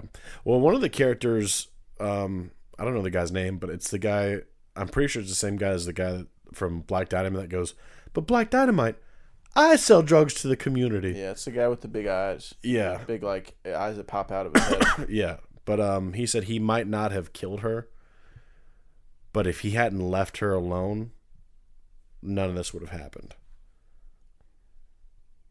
Like he's not well, like he's not directly responsible, but he also let his girlfriend walk home alone in the middle of a thunderstorm with it pouring down rain at night.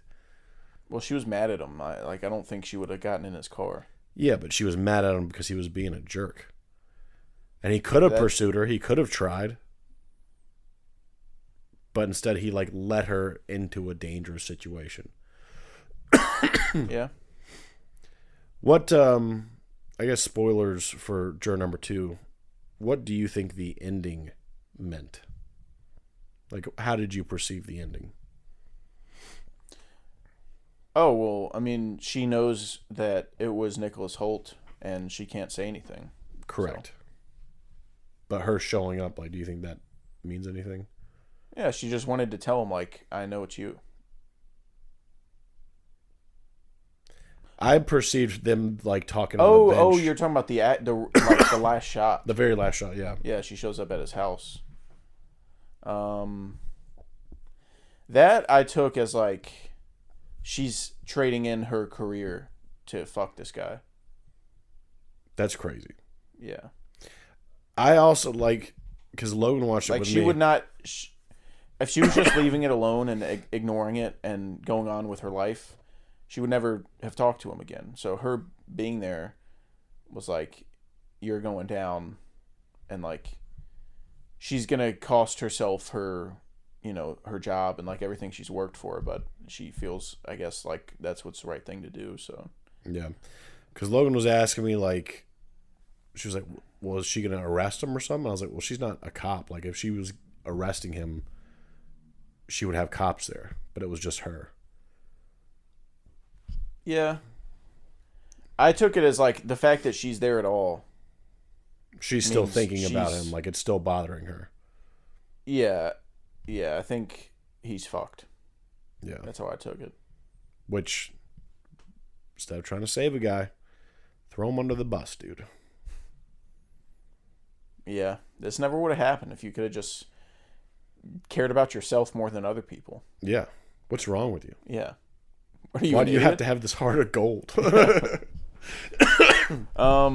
It is the fucking season of Holt, though, dude. He's going nuts. He's all over the place. He needs is to calm popping down. off. He needs to calm down. Yeah.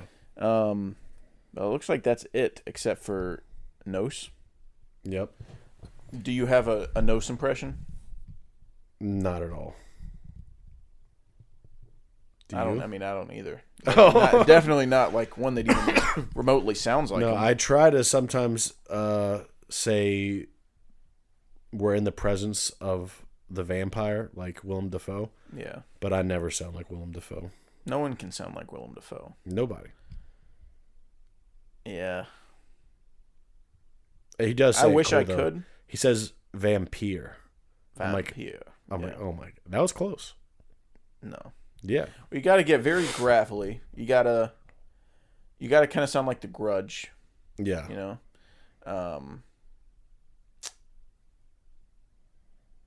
That's my only advice. I don't know why I'm giving advice. I can't even do it, but Well, he says vampire really cool, and he says Nosferatu really cool. Nosferatu. Dude, that's cool. You always say that.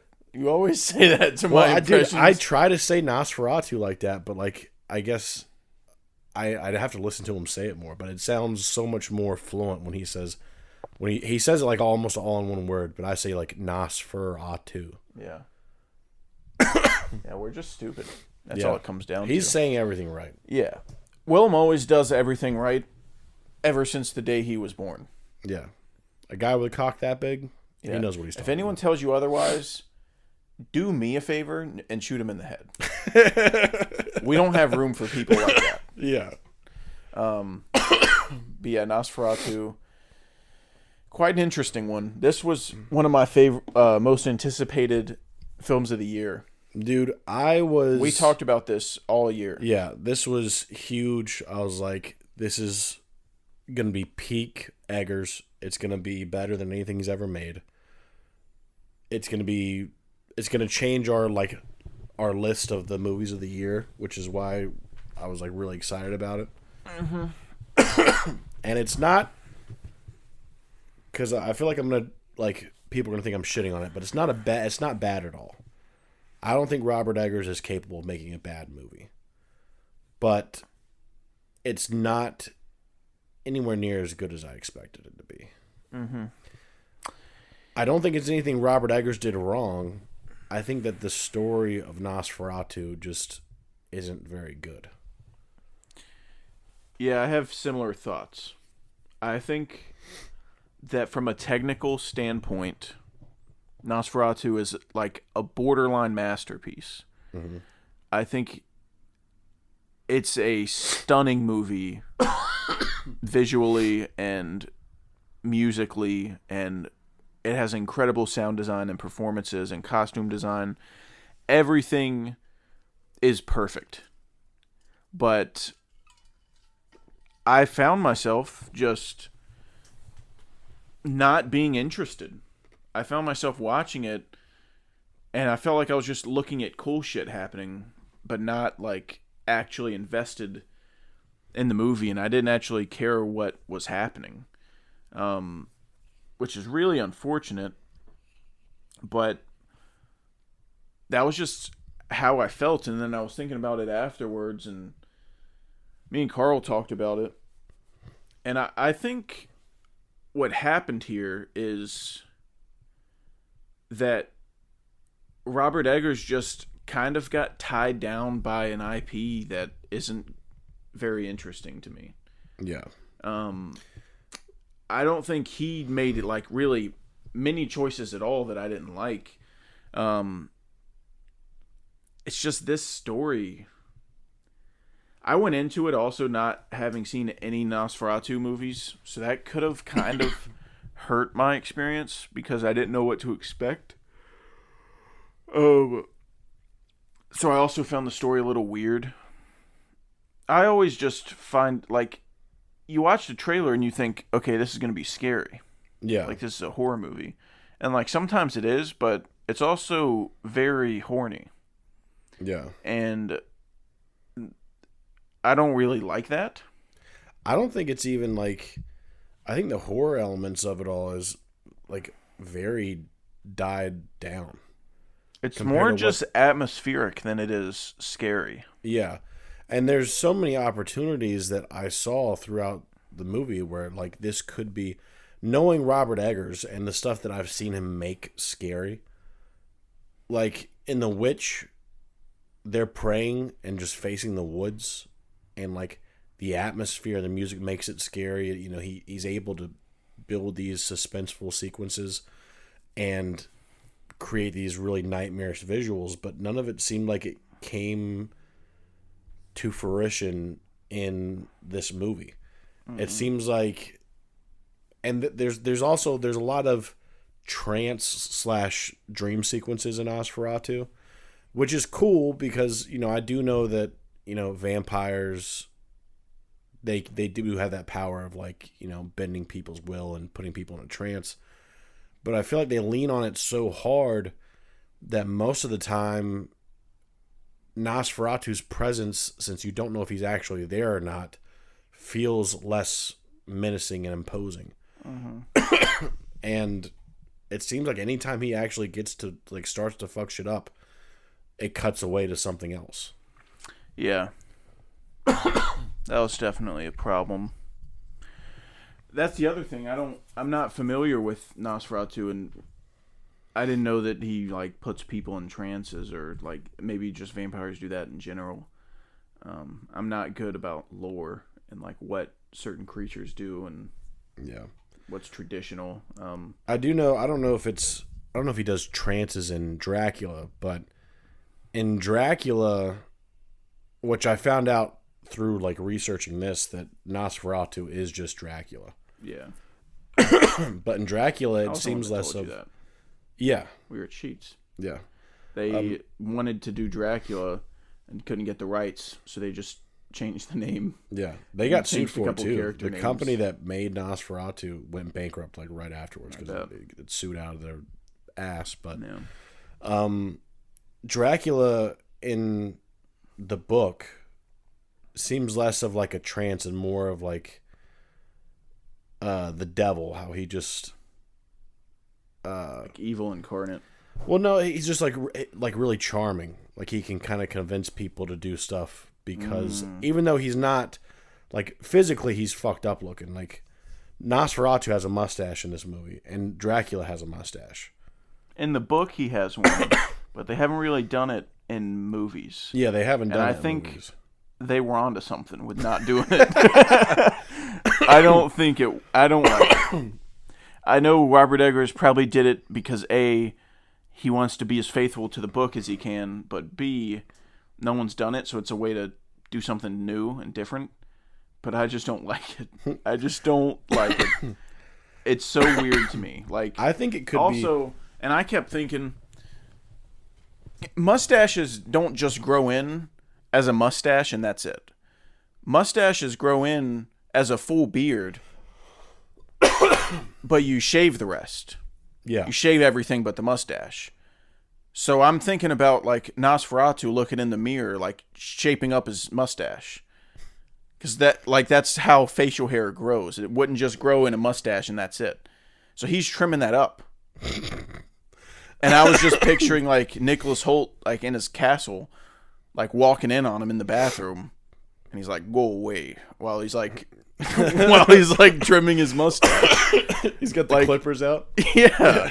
I never thought about that, but I will play devil's advocate. I think that the mustache could be used in a cool way, because there is something gross about his mustache. Is, like, really overgrown, almost over his mouth, and I'm just thinking about if you had a visual of him, like, looking up from someone, his face is covered with blood and there's blood, like, dripping off of his mustache. Mm-hmm. That could be cool. I think the mustache could be cool, but because the movie is, a lot of it is shot at night and at very dark situations, you don't really see a lot of color in the movie, so you don't really get any kind of opportunity like that to use that to your advantage. But, like, his time at Orlok's castle, which would be Dracula's castle in the book, like, he spends very little time there before he fucking hightails it in the movie. And in the book, I'm only like halfway through the book, so I don't really know fully what the fuck I'm talking about. But so far, that's been the most gripping sequence in the book, is his time in the castle.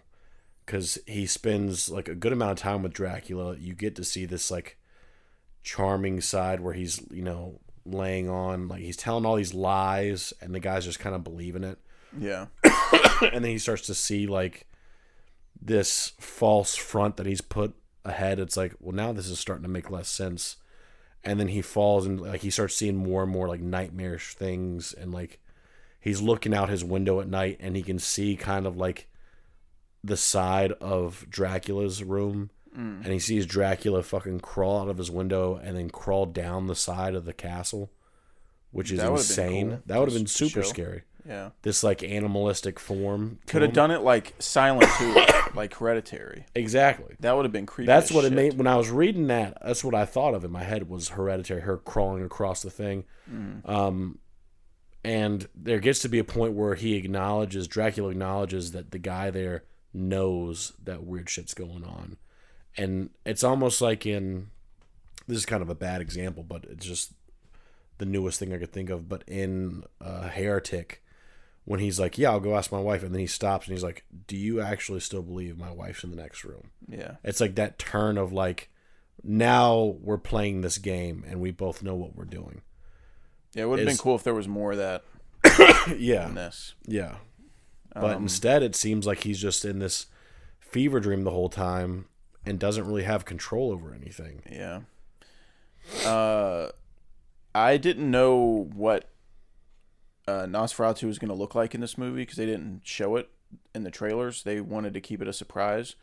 So when Nicholas Hoult went to the castle and this guy started talking to him with the mustache, I didn't think that was him. I thought that was like Nosferatu's roommate. I was like, this is like some other guy that's like gonna take him to Nosferatu. Yeah. And then the more time that went on with this guy, I was like, well, hang on a minute. I think they're saying that this is Nosferatu. Yeah. Because this is the only guy that they're showing. Yeah. And then after a while, I was like, okay, this is Nosferatu. Like this isn't what I expected.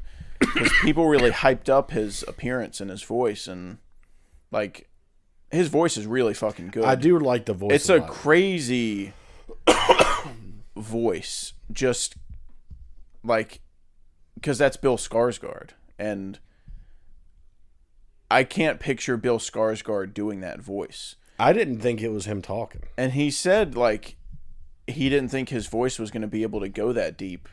He said he was working with like a voice coach to try to get it that deep, but also was trying to lose weight for the movie because they wanted him to be really skinny as Nosferatu. So he was like working against himself because if you want your voice to be deep, you gain weight. Yeah. Because the more mass you have, the deeper your voice can go. And so he was trying to get his voice deeper while also losing weight, which like made it even harder. Yeah. And I just can't believe he got his voice to a point where it sounds like that. And a lot of vocal coaches have been talking about how they think he like fucked up his vocal cords like for good. Probably in that movie, because that is not. It's not natural. That is not a normal. That's something like, hey, this guy sounds like this. Can you find me a machine that makes it sound different? Yeah, that's what you would do. Yeah. So that sucks if that's true. Hopefully his voice is all right. Bill Skarsgård's incredible. Yeah, he's amazing. I feel like he'll it's a horror movie. He's not getting. No one from this movie's getting nominated. Yeah, it's horse shit. But if we lived in a proper country, he'd probably get like a supporting actor nom. I think Lily Rose Depp deserves one. Yeah, she was absolutely incredible. Willem Dafoe's obviously great. I don't even need to say that. Yeah, come on. What are you, fucking stupid? What do you have, shit for brains? Is this your think first Willem's time? going to put in a bad performance? But my sort of hot take, I guess, because no one else is talking about it, I didn't think Aaron Taylor Johnson was good in this. You mentioned that, and I reflected upon it, And I still don't know, like, what you mean by this. I don't know if I can't place a moment where I feel like I was like, ugh. Everyone in the movie is amazing and feels so natural in this world. They fit like a glove. Ralph Ineson, Willem Dafoe, Lily Rose Depp, they all just feel so a part of this time period. And then Aaron Taylor Johnson doesn't at all. He feels like he's acting and trying to fit in with the rest of them. And I know that that's sort of like a broad thing to say, but that's just really how I felt. I don't know if it's his voice. I know he has sort of an odd voice for a guy. It's sort of more high-pitched. Yeah. But he definitely doesn't sound like when you hear other people talk in the movie, like Nicholas Hoult and Willem Dafoe. I don't even want to compare him to fucking Venison, but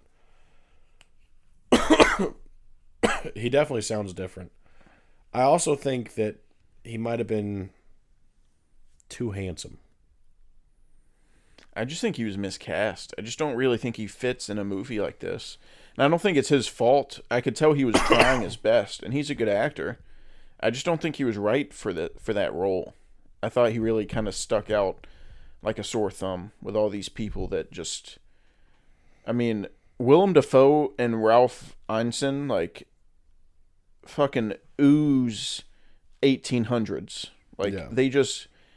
That just feels so natural for them to be in that time period. It is crazy to think that Ralph is from now. Yeah. Yeah. Like, he's a regular guy. Willem Dafoe, too. Like, his house has AC, probably. Yeah. Probably. Yeah. Yeah, unless he still lives in the hut from The Witch. Dude, it wouldn't surprise me. Yeah. But yeah, I didn't think Aaron Taylor Johnson was very good, but like I said, not his fault. I think he was sort of just miscast. Yeah. But yeah, I'm just disappointed by it. I think it's just one of those things where, like, Nosferatu is really cool to Robert Eggers, so he wanted to make it. He's been obsessed with it since he was like 9. He did a play of Nosferatu when he was a kid. Yeah. It's his favorite shit in the world. So he probably doesn't want to change too much, doesn't want to make it too weird. Because when I think about Robert Eggers, I think about all the weird shit he puts in, like in The Lighthouse and in The Northman, with like all that imagery of like a Pegasus and like flying into the clouds and all that shit. Yeah. That doesn't really like have to be there. Like you can make The Northman without that. Yeah. And there were not really much of that in Nosferatu. It was pretty straightforward. And I feel like he loves the story too much to like change it. So, well, it's one of those things. I feel like it's damned if you do, damned if you don't kind of situation, because Nosferatu is hailed as this perfect horror movie. It's a classic. People look at it like, you know, it's the best thing around. So you want to revamp it. Like, I'm really happy he got to make it. I'm glad that it exists.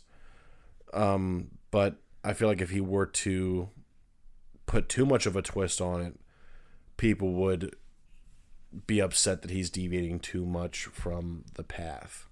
People would be upset, but I wouldn't be one of the people.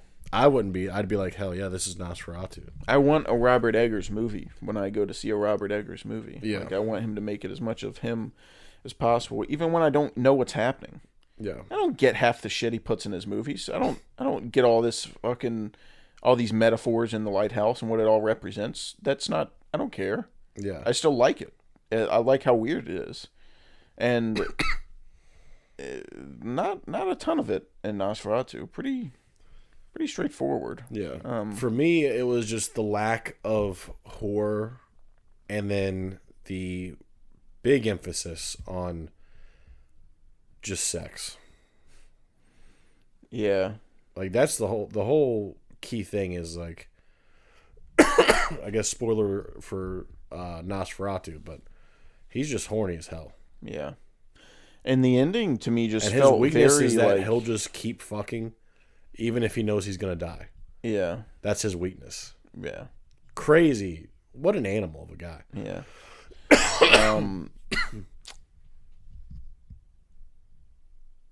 Yeah, the ending to me just felt like it had all this build up, and then it was like, that's it.